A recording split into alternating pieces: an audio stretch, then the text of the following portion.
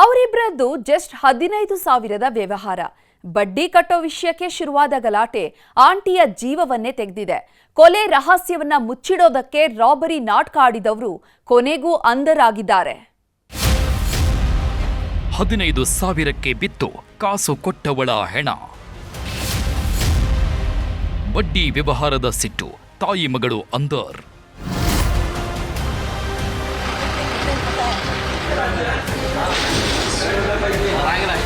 ಈಗೀಗೆಲ್ಲ ಹಣಕಾಸಿನ ವ್ಯವಹಾರ ಮಾಡುವುದಕ್ಕೂ ಮೊದಲು 10 ಬಾರಿ ಯೋಚನೆ ಮಾಡಬೇಕು. ಅಪ್ಪಿತಪ್ಪಿ ಸ್ವಲ್ಪ ಟೈಮ್ ಕೆಟ್ಟರೂ ಹಣ ಕೊಟ್ಟವರೇ ಹೆಣವಾಗಿ ಹೋಗ್ತಾರೆ. ಕಷ್ಟಕಾಲದಲ್ಲಿ ಸಹಾಯ ಮಾಡಿದ್ರು ಅನ್ನೋ ಋಣ ಇರಲ್ಲ, ನಮ್ಮವರು ಅನ್ನೋ ಮಮಕಾರವೂ ಇರಲ್ಲ. ಕಾಸಿನ ವಿಷಯ ಬಂದ್ರೆ ಹೆಣ ಉರುಳಿಸೋರೆ ಜಾಸ್ತಿ. ಈ ಸ್ಟೋರಿಯೂ ಇಂಥದ್ದೇ. ಜಸ್ಟ್ 15,000ಕ್ಕೆ ತಾಯಿ ಮಗಳು ಸೇರ್ಕೊಂಡು ಮಹಿಳೆಯೊಬ್ಬಳ ಹೆಣ ಉರುಳಿಸಿದ್ದಾರೆ.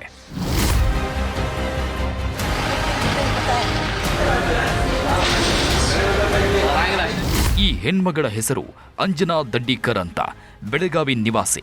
ಇದೇ ತಿಂಗಳ 22ನೇ ತಾರೀಖು ತಾವಿದ್ದ ಅಪಾರ್ಟ್ಮೆಂಟ್ನಲ್ಲೇ ಭೀಕರವಾಗಿ ಕೊಲೆಯಾಗಿ ಹೋಗಿದ್ರು. ಇಡೀ ಮನೆಯಲ್ಲಿ ರಕ್ತ, ಮೈಮೇಲಿದ್ದ ಚಿನ್ನಾಭರಣ ಇರಲಿಲ್ಲ. ಕೊಂದವರು ಯಾರು ಅನ್ನೋದು ಗೊತ್ತಿರಲಿಲ್ಲ. ಮೇಲ್ನೋಟಕ್ಕೆ ಚಿನ್ನಾಭರಣ ಕದಿಯಲು ಬಂದವರೇ ಕೊಲೆ ಮಾಡಿದ್ದಾರೆ ಅನ್ನೋ ಅನುಮಾನ ಮೂಡಿಸಿತ್ತು.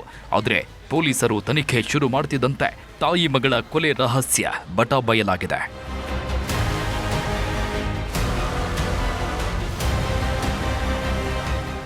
ಈಕೆ ಹೆಸರು ಜ್ಯೋತಿ ಬಾಂಡೇಕರ್.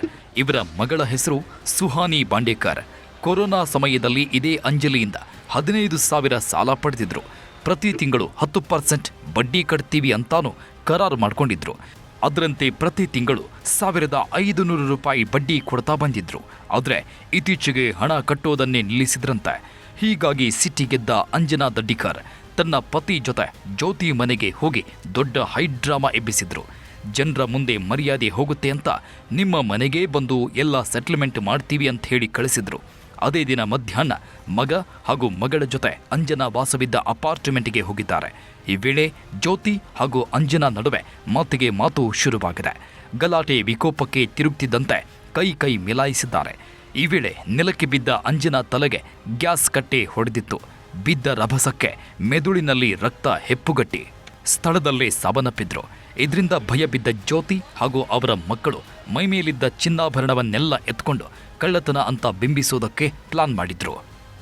ಮನೆಗೆ ಬಂದಿದ್ದ ಸಮಯದಲ್ಲಿ ಅವ್ರಿಗೆ ಮಾತು ಬೆಳೆಯುತ್ತೆ, ಮತ್ತೆ ಹೊಡೆದಾಟ ಆಗುತ್ತೆ.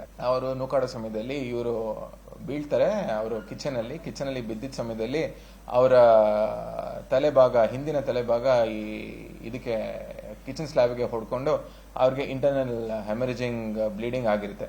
ಇದು ಸಾವಿಗೆ ಒಂದು ಮುಖ್ಯ ಕಾರಣ ಆಗಿರುತ್ತೆ. ಇದು ನಮಗೆ ಪೋಸ್ಟ್ ಮಾರ್ಟಮ್ ಪ್ರಿಲಿಮಿನರಿ ರಿಪೋರ್ಟ್ ಅಲ್ಲಿ ಕಂಡು ಬಂದಿರುತ್ತೆ. ತನಿಖೆಗಿಳಿದ ಪೊಲೀಸರು ಸಿಸಿಟಿವಿ ಜೊತೆಗೆ ಕೆಲವೊಂದು ಟೆಕ್ನಿಕಲ್ ಎವಿಡೆನ್ಸ್ ಕಲೆ ಹಾಕಿದ್ರು.